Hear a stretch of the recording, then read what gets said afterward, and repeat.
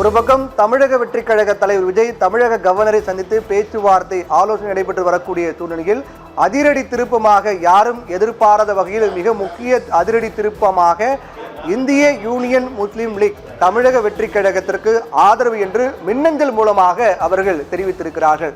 2 முறை அல்ல பல முறை தமிழக வெற்றி கழக தரப்பில் தொடர்ச்சியாக பேச்சுவார்த்தை நடைபெற்று வந்தது. ஏனென்றால் ஏற்கனவே உங்களுடன் கூட்டணியில் இருந்த மற்ற பல கட்சிகள், காங்கிரஸ், 2 கம்யூனிஸ்ட் கட்சிகள் மற்றும் விசிக ஆகியவை தமிழக வெற்றி கழகத்திற்கு ஆதரவு நிலைப்பாடு எடுத்திருக்கக்கூடிய சூழ்நிலையில் நீங்களும் எங்களுடன் எங்களுக்கு ஆதரவு தெரிவிக்க வேண்டும் என்ற ஒரு கோரிக்கை தமிழக வெற்றி கழகம் தரப்பில் குறிப்பாக அருண்ராஜ் மற்றும் முஸ்தபா ஆகியோர் நேரில் சென்று மீண்டும் மீண்டும் அவர்கள் வலியுறுத்தி வந்தார்கள்.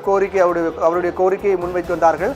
அதை ஏற்று தொடர்ந்து முன்வைக்கப்பட்ட கோரிக்கையின் அடிப்படையில் அதே போன்று ஏற்கனவே 2 கம்யூனிஸ்ட் கட்சிகள் விசிக ஆதரவு என்ற நிலைப்பாடு எடுத்திருக்கூடிய சூழ்நிலையில் அதன் தொடர்ச்சியாக இந்திய யூனியன் முஸ்லீம் லீக் கட்சியும் தமிழக வெற்றி கழகத்திற்கு ஆதரவு தெரிவிப்பதாக மின்னஞ்சல் மூலமாக தெரிவித்திருக்கிறார்கள். இதனால் விஜயுடைய அந்த ஸ்கோர் என்பது 120ஆக அதிகரித்திருக்கிறது.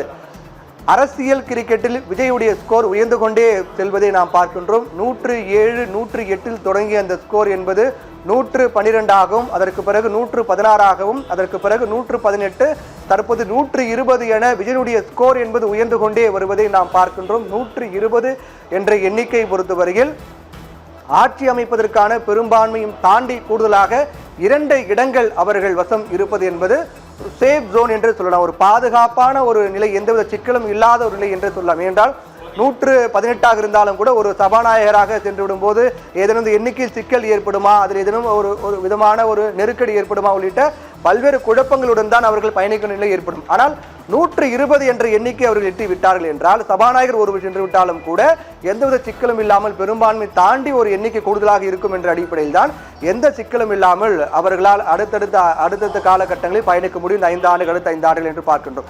இதில் மிக முக்கியமாக மற்றொரு அம்சம் என்னவென்றால் கம்யூனிஸ்ட் கட்சியை பொறுத்தவரையில் நாங்கள் எண்ணிக்கையின் அடிப்படையில் தான் தாவேகா ஆட்சி அமைக்க வேண்டும் என்ற அடிப்படையில் தாவேகாவுக்கு அந்த ஓட்டிங் என்று வரும்போது, எண்ணிக்கை என்று வரும்போது நாங்கள் ஆதரவு.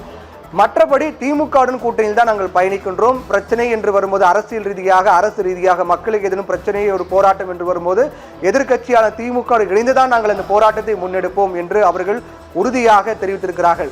தாவேகா ஆட்சி அமைக்க ஆதரவு, அரசியல் நிலைப்பாடு பொறுத்தவரையில் திமுகவுடன் சேர்ந்து பயணிப்போம் என்று அவர்களுடைய நிலைப்பாடு இருக்கின்றது. அதே போன்றுதான் இந்திய யூனியன் முஸ்லீம் லீக் என்ன நிலைப்பாடு எடுத்திருக்கிறார்கள். கம்யூனிஸ்ட் கட்சிகளை போன்றுதான் வெளியிலிருந்து தாவேகாவுக்கு ஆதரவு, மற்றபடி நாங்கள் திமுக கூட்டணியில் தான் தொடர்ந்து